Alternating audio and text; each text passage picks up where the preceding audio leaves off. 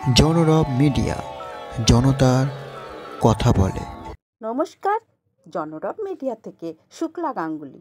এই পথ যদি না শেষ হয়, আমরা সবাই রেলে চড়ে বসি, তাহলে হাওড়া স্টেশন থেকে ফুড প্যাক কিনে নিয়ে ট্রেনে উঠছেন, ভাবছেন খাবারটা খুব সুন্দর পেলাম। একদম না, আপনারা দয়া করে খাবারটা টেস্ট করে তবে নিন, কারণ এদের খাবার মোটেই মানযুক্ত নয়। চলুন আমরা এন্ট্রি করি। নানা খাবারের দাম লেখা থাকলেও বিরিয়ানি, দামি দামি খাবারই এখানে পাওয়া যায়।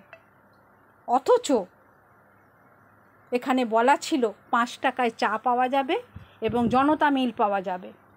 জনতা মিলের প্যাকেট কিনে নিয়ে আপনি যদি ভুল করে ট্রেনে উঠে যান, সেই খাবারটা খাওয়ার যোগ্য নয়। ওদেরকে বললে বলে প্যাকেট সকালে হয়েছে, খারাপ হয়ে গেছে, আমাদের কিছু করার নেই।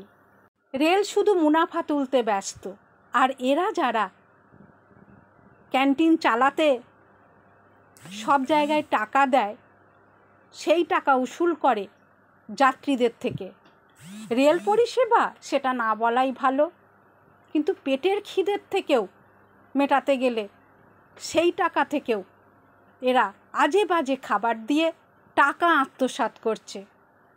রেল হয়ে গেছে জেল যাত্রা, শুধু বিজ্ঞাপন বিজ্ঞাপন বিজ্ঞাপন। আপনি সাধারণ মানুষ হয়ে টিকিট কাটবেন, ট্রেনে সংরক্ষিত আসনে অন্যজন বসবে। সুতরাং আপনারা সজাগ হন। আপনারা দেখছেন জনরব মিডিয়া।